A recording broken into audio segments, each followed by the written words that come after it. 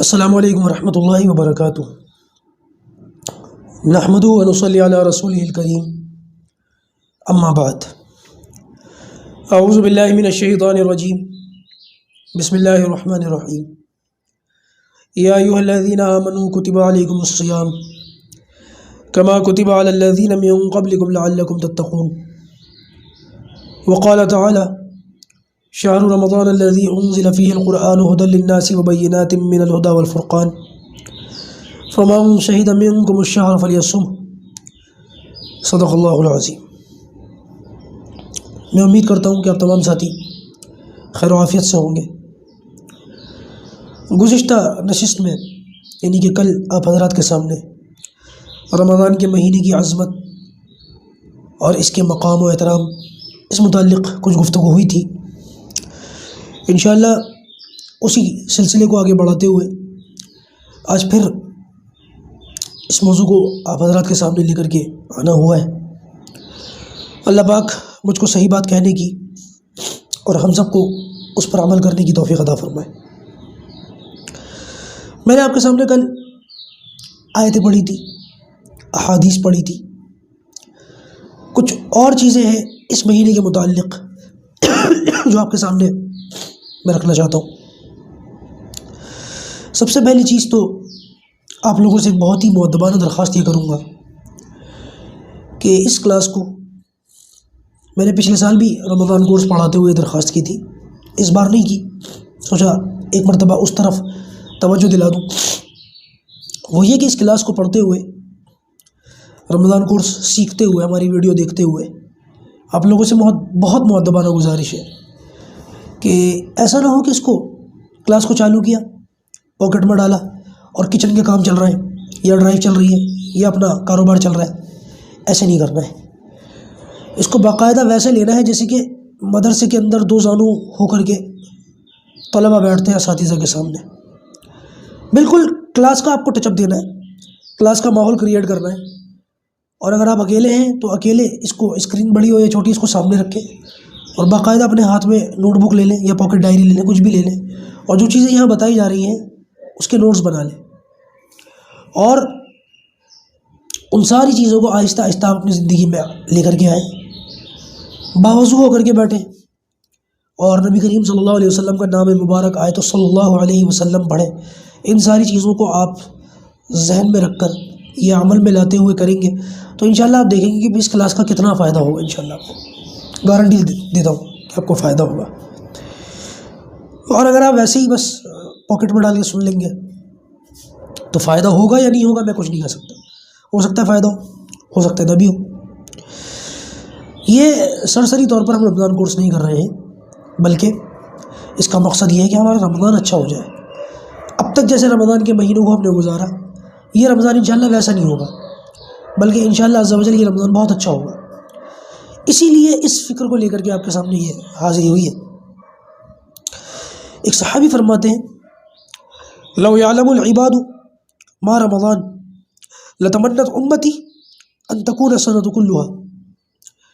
مطلب کہ اگر لوگوں کو یہ پتہ چل جائے کہ رمضان کیا چیز ہے، اللہ تعالیٰ نے اس بات کو لوگوں سے چھپا رکھا ہے کہ رمضان کی اہمیت کیا ہے، بس وہ جو چند چیزیں اللہ کے رسول صلی اللہ علیہ وسلم کی زبان مبارک سے ہمیں مل جاتی ہیں، پتہ چل جاتی ہیں، وہ تو ایک الگ سی چیز ہے، لیکن اس کے باوجود بھی اس کا جو معاملہ ہے وہ اللہ تعالیٰ کے علم میں ہے۔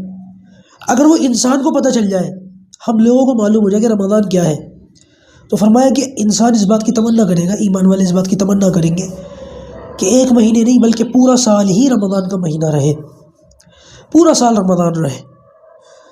اس سے پتہ چلا کہ رمضان کی اہمیت کتنی ہے۔ بعض کتابوں کے اندر علماء نے لکھا کہ اللہ تبارک و تعالیٰ نے یہ جو گھڑیاں ہوتی ہیں نا دن بھر میں، صبح سے لے کے شام تک کے 24 گھنٹے کے اوقات ہوتے ہیں، اس میں اللہ تعالیٰ نے اس میں سے جب گھڑیوں کو دیکھا تو کچھ خاص گھڑیوں کو منتخب کیا اور اس میں 5 وقت کی نمازیں رکھ دی۔ 5 وقت اللہ تعالیٰ کو سجدہ کرو، یہ اللہ تعالیٰ کی طرف سے ایک معاملہ ہو گیا۔ دوسرا، اللہ تبارک و تعالیٰ نے ہفتے کے اندر جو 7 دن ہوتے ہیں ہفتے کے، اس کے اندر غور و فکر کیا اور دیکھا تو اس کے اندر جمعے کے دن کو اللہ تعالیٰ نے طے کر دیا جمعے کے دن کو اس میں سے منتخب کر لیا۔ اسی طرح سے اللہ تبارک و تعالیٰ نے مہینے کے اندر جو 12 مہینے ان میں دیکھا تو اس میں سے رمضان کو فضیلت عطا فرما دی، جیسے 24 گھنٹے کے اوقات میں سے نمازوں کے اوقات کو فضیلت دے دی، ہفتے کے اوقات میں سے جمعے کے دن کو فضیلت دے دی، ویسے ہی مہینوں کے اندر اللہ تبارک و تعالیٰ نے جو ہے وہ رمضان کے مہینے کو فضیلت دے دی۔ اور بالکل اسی طریقے سے فرمایا کہ اللہ تعالیٰ نے جب راتوں میں غور و فکر کیا، غور و فکر سے مراد وہ غور و فکر نہیں کہ اللہ تعالیٰ کے علم میں معاذ اللہ نہیں تھی کوئی چیز ہے، میں آپ کو سمجھانے کے لیے عوامی انداز میں ایک لفظ استعمال کر رہا ہوں کہ جب اللہ تعالیٰ نے سال کی جو راتیں ہیں ان کو دیکھا تو اس میں شب قدر کی جو رات ہے اس کو فضیلت بخشی، اس کو ذرا مقدم کر دیا، مقدس کر دیا۔ اور اسی طریقے سے اللہ تبارک و تعالیٰ نے جو ہے وہ جگہوں میں سے مسجد کو جو ہے فضیلت بخشی، دنیا کے اندر جتنی جگہیں ہیں اس میں مسجد کو اعلیٰ مقام عطا فرمایا۔ روایت کے اندر آتا ہے صحابہ کرام ارشاد فرماتے کہ نبی کریم صلی اللہ علیہ وسلم سارا سال اس کا رمضان کا انتظار فرماتے تھے، سارا سال یا رمضان کے آنے سے کچھ مہینوں پہلے اللہ کے رسول صلی اللہ علیہ وسلم اس کی تیاریوں میں لگ جاتے تھے اور اس مہینے کا انتظار فرماتے تھے۔ کچھ تو بات ہوگی جو اللہ کے رسول صلی اللہ علیہ وسلم اس مہینے کا انتظار فرماتے تھے۔ اسی طریقے سے یہ بات ملتی ہے کہ صحابہ کرام وہ سارا سال رمضان کا اہتمام کرتے تھے۔ کیسے کہ جب رمضان آنے والا ہوتا تھا تو 6 مہینے پہلے سے دعائیں شروع کر دیا کرتے تھے رمضان کے لیے، یا اللہ رمضان تک ہمیں پہنچا، رمضان تک کی زندگی عطا فرماؤ۔ اور جب رمضان مل جاتا تھا اور فارغ ہو جاتے تھے رمضان سے تو باقی کے جو 6 مہینے آگے کے اس میں یہ دعا کرتے تھے کہ یا اللہ جو کچھ بھی رمضان کے اندر ہم سے اعمال ہوئے اس کو قبول فرما، یا اللہ رمضان کی جو گھڑیاں تھیں اس میں جو ہم سے کوتاہیاں ہوئی ہیں اس کو قبول فرما، اور ہماری جو غلطیاں اور لغزشیں ہیں ان کو معاف فرما۔ فرمایا کہ سید الشہور شہر رمضان واعظمها حرمۃ ذو الحجہ، یعنی کہ رمضان کا جو مہینہ ہے وہ سارے مہینوں کا سردار ہے، اور حرمت کے اعتبار سے جو مہینہ اعلیٰ اور افضل ہے وہ ذو الحج کا مہینہ ہے، یعنی کہ وہ مہینہ جس میں کہ حج کیا جاتا ہے۔ اس سے ان دونوں مہینوں کی اہمیت اور فضیلت کا پتہ چلتا ہے۔ بعض صحابہ کرام فرماتے ہیں کہ یہ جو رمضان کا مہینہ ہے یہ مومن کے لیے، ایمان والے کے لیے، مسلمان کے لیے بڑا بہترین مہینہ ہے، اور منافق پر یہ مہینہ بھاری ہے۔ رمضان کا مہینہ یہ ایمان والے کے لیے تو بڑا بہتر ہے، لیکن جو منافق ہوتا ہے اس کے اوپر یہ مہینہ بھاری ہے۔ اس کے علاوہ یہ جو مہینہ ہے، جیسے کہ میں نے شروع آیت آپ کے سامنے پڑھی خطبے کے اندر، شہر رمضان الذی انزل فیہ القرآن، یہ جو رمضان کا مہینہ ہے اس میں قرآن نازل کیا گیا اللہ تعالیٰ کی طرف سے۔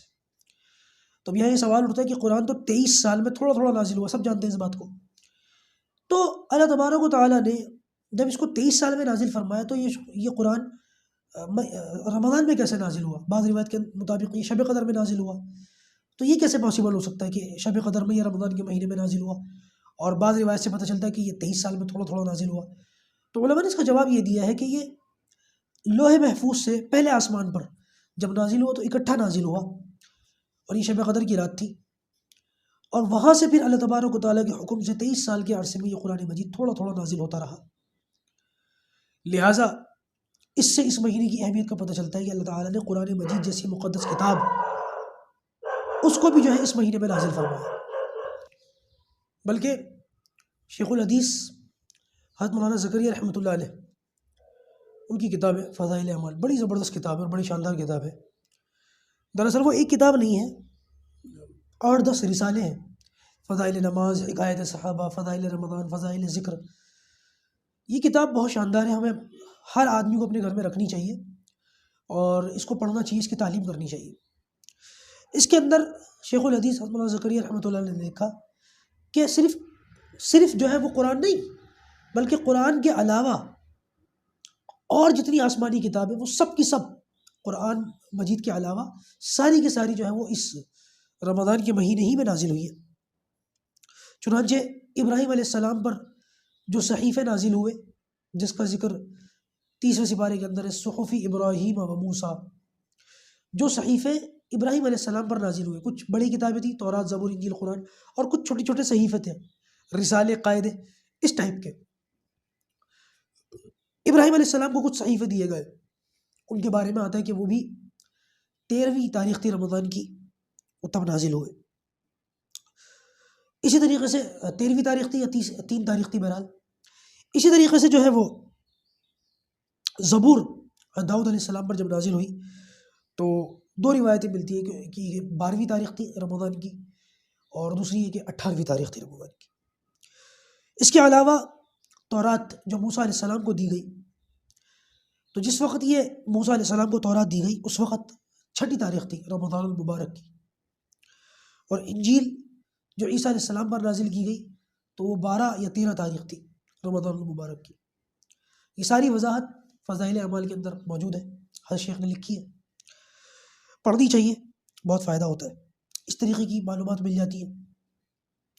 اس کے علاوہ اللہ تبارک و تعالیٰ کی جانب سے اس رمضان کے مہینے میں ایک کام جو ہوتا ہے وہ یہ ہوتا ہے کہ اللہ تعالیٰ رحمت کے دروازے کھول دیتے ہیں، رحمت کے جو دروازے ہیں وہ کھل جاتے ہیں، اللہ تعالیٰ خوب رحمت فرماتے ہیں۔ ویسے بھی رمضان المبارک کا جو پہلا عشرہ ہے وہ رحمت ہی رحمت ہے، اور اس عشرے کے اندر ایک دعا کا بڑا اہتمام کرنا چاہیے، رب اغفر وارحم وانت خیر الراحمین۔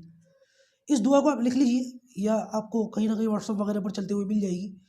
رمضان کے 3 عشرے ہیں، رحمت، مغفرت اور جہنم سے خلاصی، اور تینوں ہی عشروں کے لیے جو دعائیں ہمیں ملتی ہیں، سب سے پہلے عشرے کی جو رحمت کے عشرے کی دعا ہے وہ ہے رب اغفر وارحم وانت خیر الراحمین۔ رب اغفر، یا اللہ بخشش فرما، ورحم اور رحم فرما، وانت خیر الراحمین، اور تو بہترین رحم کرنے والا ہے۔ تو اس لحاظ سے اس دعا کا جو ہے بہت اہتمام کرنا چاہیے اور اس کا خوب فائدہ اٹھانا چاہیے۔ رحمت کے دروازے کھلے ہوئے اور رحمت کا عشرہ بھی چل رہا ہے۔ اس کے علاوہ ایک روایت کے مطابق آسمانوں کے دروازے کھل جاتے ہیں۔ یہ جو ہمیں آسمان نظر آ رہا ہے اس کے دروازے کیسے ہوں گے، کیا کیفیت ہوگی، یہ تو ہم نہیں جانتے، لیکن اللہ تبارک و تعالیٰ کے حکم سے فرشتے آسمانوں کے دروازے کھول دیتے ہیں۔ زمین کے اوپر کا جو جہان ہے اس کے دروازے کھل جاتے ہیں، کیسے کھلتے ہیں تو اللہ ہی جانے، لیکن کھل جاتے ہیں۔ ایک اور روایت کے مطابق جنت کے جو دروازے وہ کھل جاتے ہیں، جنت کے دروازوں کو اللہ تعالیٰ کھول دیتے ہیں، اور ایک بھی دروازہ، جو جنت کے 8 دروازے ان میں سے ایک بھی بند نہیں ہوتا، سارے دروازے کھل جاتے ہیں، اور جہنم کے دروازوں کو بند کر دیا جاتا ہے، اس میں سے ایک بھی دروازہ کھلا ہوا نہیں ہوتا۔ شیطان کو پکڑ کر قید کر دیا جاتا ہے، اور نفس جو ہمارا نفس ہے، کیونکہ ہمارے ساتھ 2 دشمن لگے ہوئے، ایک شیطان ہے اور ایک نفس۔ شیطان تو ہمارا دوسرے نمبر کا دشمن ہے، نفس ہمارا پہلے نمبر کا دشمن ہے۔ ہمارے سامنے کوئی بھی برائی آتی ہے نا، پہلے نفس ہمارے سامنے پیش کرتا ہے، پھر ہم اس پر فیصلہ کرتے ہیں کرنا ہی نہیں کرنا۔ جب ہم اس پر جو ہے اسٹیپ لے لیتے ہیں کہ ہاں اسٹینڈ لے لیتے ہیں اب ہمیں کرنا ہے، آگے کا کام شیطان کرواتا ہے، وسوسے ڈالتا ہے۔ پہلے وہ ہمارے دل میں آتی ہے، پھر شیطان وسوسے ڈال کر اس کو مضبوط کروا دیتا ہے۔ اگر ہم اپنے نفس کو ہی کاٹ دیں تو شیطان کو تو ہمیں بہکانے کا موقع ہی نہیں ملے گا۔ لیکن رمضان کے مہینے میں اللہ تبارک و تعالیٰ کا یہ فضل ہوتا ہے کہ گناہ کرنے کے 2 راستے، ایک نفس اور دوسرا شیطان۔ شیطان تو ہو گیا قید، اور نفس جو ہے یہ کمزور ہو جاتا ہے۔ اسی وجہ سے لوگوں کا رجحان جو ہے وہ مسجدوں کی طرف، نیکیوں کی طرف، قرآن کی طرف، نیک اعمال کی طرف ہو جاتا ہے، اور لوگ خود بخود آٹومیٹکلی برائیوں سے بچ جاتے ہیں۔ آپ دیکھیں ہمارے علاقوں میں، محلوں میں جو مناظر ہوتے ہیں، کسی گھر میں کوئی شخص رہتا ہے ایمان والا ہے، پورا سال تبلیغی احباب اور گشت کرنے والے لوگ اس کے پاس جاتے ہیں، اس کی تھوڑیوں میں ہاتھ دیتے ہیں، بناتے ہیں، مسجد لانے کی کوشش کرتے ہیں، فکر کرتے ہیں، وہ نہیں آتا ہی نہیں ہے۔ کبھی کبھی کچھ لوگ آ بھی جاتے ہیں، لیکن بڑی ملت سماجت کے بعد آتے ہیں۔ 40-50 مرتبہ جاؤ تو 1 مرتبہ وہ آنے کو تیار ہوتا ہے۔ لیکن رمضان کے مہینے میں ایسی فضا بن جاتی ہے کہ بغیر کسی کے بلائے، بغیر کسی کی آواز لگائے، بندہ خود سر پر ٹوپی رکھ کے مسجد چلا جاتا ہے۔ یہ ہے یا نہیں؟ یہ رمضان کی برکت ہے۔ یہی وجہ ہے کہ جو شخص عام دنوں میں فرض نماز کی بھی پابندی نہیں کرتا، رمضان کے مہینے میں وہ تہجد گزار بنا بیٹھا ہوا ہوتا ہے۔ یہ رمضان کی برکت ہے۔ یہی وجہ ہے کہ جب رمضان رخصت ہو جاتے ہیں تو لوگوں کی زندگی واپس روٹین پر آ جاتی ہے۔ اسی وجہ سے شیطان قید ہو گیا اور نفس کمزور ہو گیا۔ بہت سے لوگ بہت سے گناہوں سے بچ جاتے ہیں۔ بہت سے شرابی کبابی بھی ایسے ہوتے ہیں جو اس مہینے میں ان چیزوں کو چھوڑ دیتے ہیں۔ ہاں، بہت سے اتنے خبیث ہوتے ہیں کہ رمضان جیسے مقدس مہینے میں بھی اور اس سنہرے موقع پر بھی اپنے گناہوں سے باز نہیں آتے۔ یعنی کہ شیطان کو اللہ تعالیٰ نے قید کر رکھا ہے، صرف ایک اس کا کمزور سا نفس اس کے ساتھ ہے، وہ اس کے بھی غلام ہے، اور اس کے باوجود وہ اس سے بھی نہیں بچتے۔ یہ بالکل ہی گئے گزرے کوڑے میں کوڑا، ان کی یہ بری حالت ہے، پتہ نہیں اللہ کب پکڑ لے، جب پکڑ لے۔ اس لیے اللہ تعالیٰ سے ڈرتے رہنا چاہیے، پناہ مانگنی چاہیے ہم۔ دیکھیے یہ جو مہینہ ہے، جیسے کہ میں نے بتایا، یہ رمضان المبارک کا مہینہ، یہ رحمت کا مہینہ ہے، یہ بخشش کا مہینہ ہے، یہ مغفرت کا مہینہ ہے، جہنم سے خلاصی کا مہینہ ہے۔ بخشش کا مہینہ کیسے؟ بعض روایتوں کے مطابق اللہ تبارک و تعالیٰ روزانہ ہر رات 10 لاکھ لوگوں کی بخشش فرماتے ہیں رمضان کے مہینے میں، 10 لاکھ۔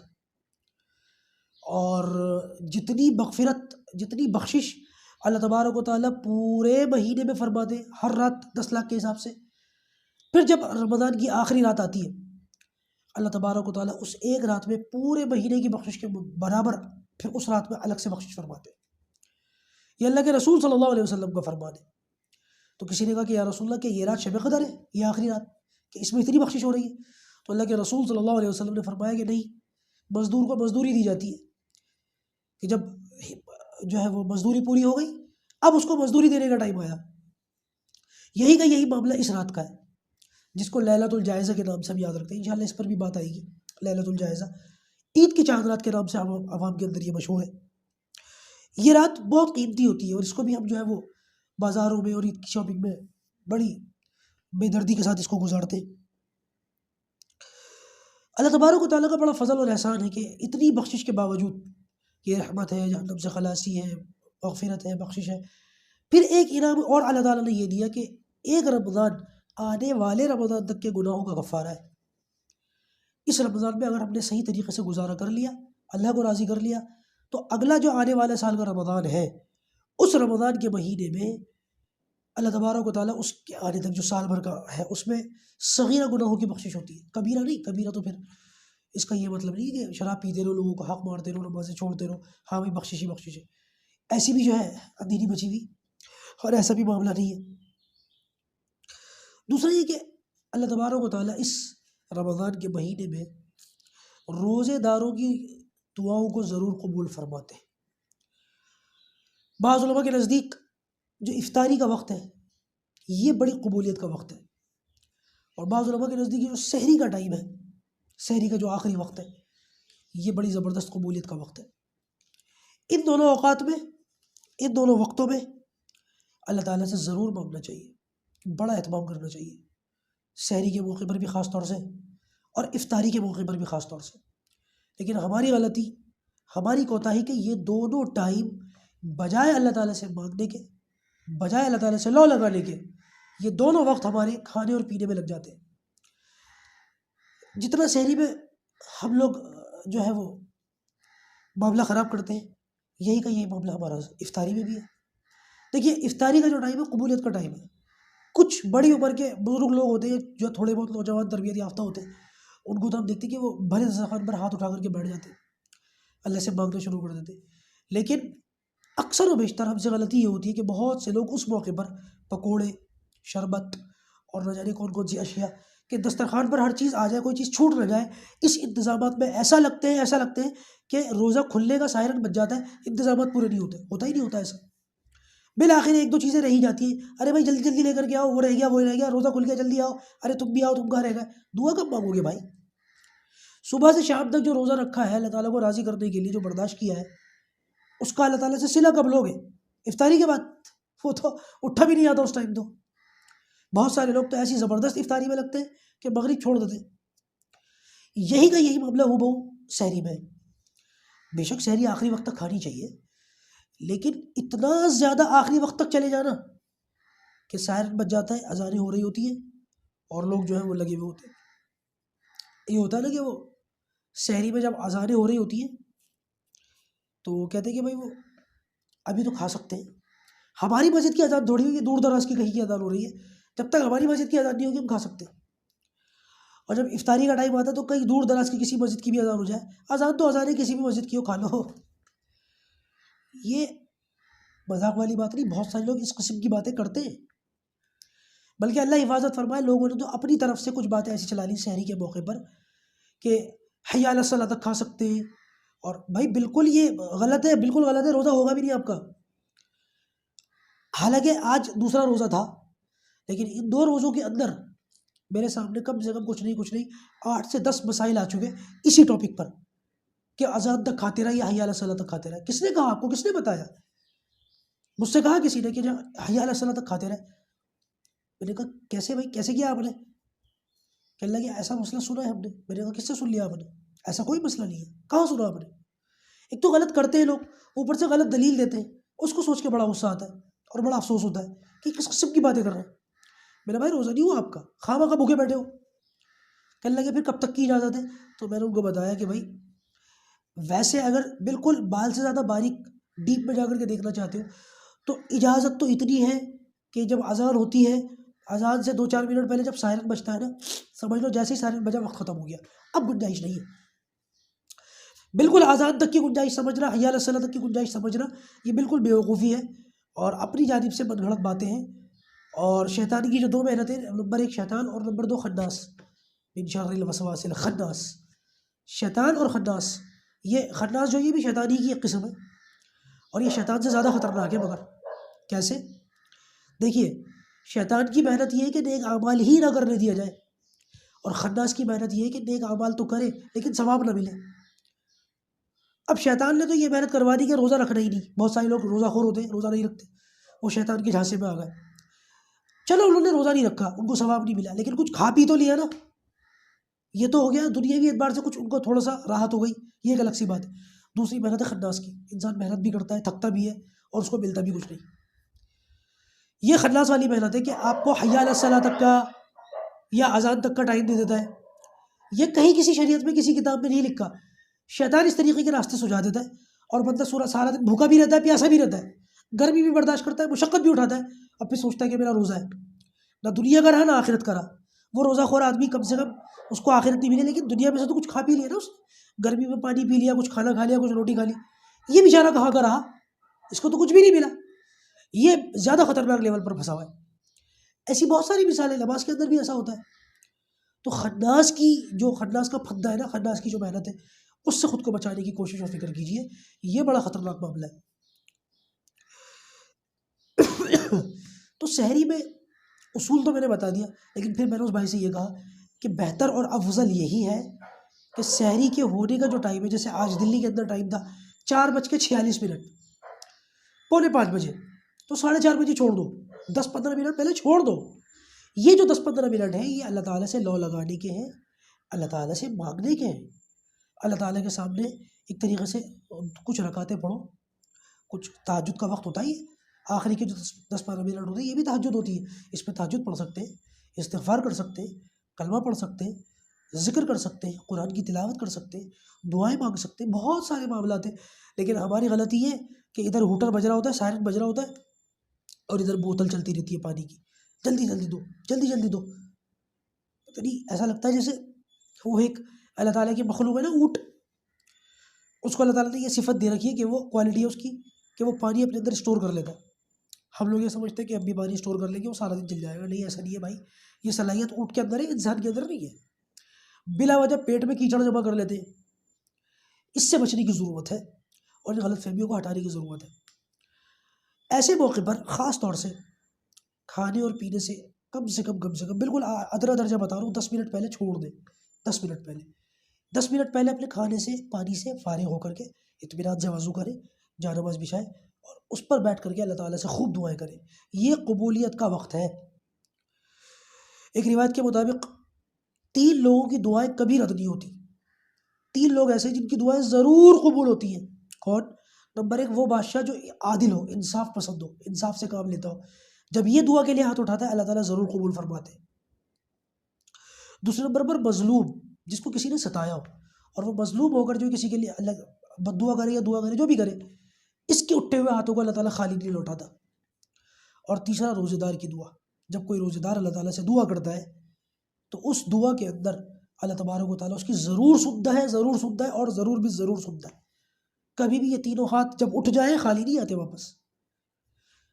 ہمارے اندر غلطی، کوتاہی، غفلت کہہ لیں، غلطی کہہ لیں، کچھ بھی کہہ لیں، وہ یہ ہوئی ہے کہ ہم لوگوں نے رمضان کے مہینے میں بہت ساری چیزوں کو جو ہے وہ بڑھا تو دیتے ہیں، نماز کو بڑھا دیتے ہیں اور تلاوت کو بھی بڑھا دیتے ہیں، مطلب اعمال، نیک اعمال جتنے بھی ہیں وہ تھوڑے تھوڑے بڑھ جاتے ہیں، لیکن جہاں سوال آتا ہے دعا کا، وہی وہ 1-1.5 منٹ والی دعا جو عام دنوں میں چلتی تھی وہ رمضان میں بھی چل رہی ہے، اس کے اندر کوئی اضافہ نہیں ہوتا، جبکہ رمضان مہینہ دعا کا ہے، یہ مانگنے کا مہینہ، روزانہ ایک دعا کم سے کم ضرور قبول ہوتی ہے، اور اس سے ہمیں کوئی فائدہ نہیں اٹھاتے ہم۔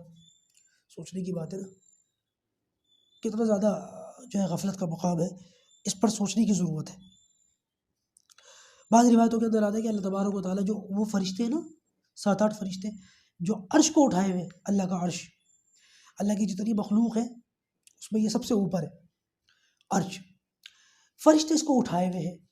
اللہ تبارک و تعالیٰ اپنے بندوں کو دیکھتا ہے جو روزہ رکھتے ہوئے، جنہوں نے روزہ رکھا ہوا ہوتا ہے، اللہ تعالیٰ ان فرشتوں سے یہ فرماتا ہے کہ فی الحال اپنی ذمہ داری کو چھوڑو، اور یہ روزے دار ہیں، یہ دعا کر رہے ہیں، ان کی دعاؤں پر تم آمین کہو۔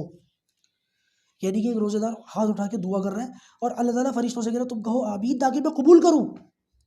کتنے مزے کی بات ہے، کتنی زبردست بات ہے۔ اللہ تعالیٰ خود قبول کرتے ہیں ان دعاؤں کو جو بندہ اپنے رب سے مانگتا ہے، اور اللہ تعالیٰ فرشتوں سے کہتا ہے کہ اس کو تم اس پر آمین کہو۔ دوستو یہ بات یاد رکھیے گا کہ دعا جو ہے وہ 3 صورتوں میں سے کسی نہ ایک صورت میں ضرور قبول ہوتی ہے، ایسا نہیں ہو سکتا کہ دعا قبول نہ ہو۔ پہلی شکل تو یہ کہ بندے نے جو اللہ تعالیٰ سے مانگا، اللہ تعالیٰ اس دعا کو فوراً اسی طریقے سے قبول فرما لیتے ہیں۔ دوسری شکل یہ ہے کہ جو کچھ بندے نے اللہ تعالیٰ سے مانگا، اللہ تعالیٰ اس کو ہو بہو تو قبول نہیں کرتے، لیکن اس کے بدلے میں اللہ تبارک و تعالیٰ اس بندے کو کچھ اور بہتر عطا فرما دیتے ہیں۔ اور تیسری شکل یہ ہے کہ اللہ تبارک و تعالیٰ اس دعا کو فوراً قبول نہیں کرتے، بلکہ جو بندے نے اللہ تعالیٰ سے مانگا ہے، اللہ تعالیٰ اس دعا کو آخرت میں ذخیرہ فرما لیتے ہیں، اور جب بندہ آخرت میں اپنی قبر سے اٹھے گا تو اللہ تبارک و تعالیٰ اس کے سامنے ان دعاؤں کو رکھے گا، میرے بندے تو نے فلاں وقت میں یہ دعا مانگی تھی، یا اللہ مانگی تھی، آج اس کے بدلے میں تجھے یہ مل رہا ہے، دنیا میں نہیں دیا لیکن آج مل رہا ہے۔ میرے بندے تو نے یہ دعا مانگی تھی، یا اللہ مانگی تھی، تجھے دنیا میں نہیں ملا، آج اس کے بدلے میں یہ مل رہا ہے۔ روایتوں کے اندر آتا ہے کہ بندہ جب آخرت میں اپنی دعاؤں کا اجر اللہ تعالیٰ کے یہاں دیکھے گا تو اس بات کی تمنا کرے گا کہ کاش دنیا میں میری کوئی دعا قبول ہی نہ ہوئی ہوتی، اور آج مجھے جس طرح سے انعام مل رہا ہے ایسے ملتا۔ آج دنیا میں دعائیں قبول نہ ہونے کا لوگ شکوہ کرتے ہیں۔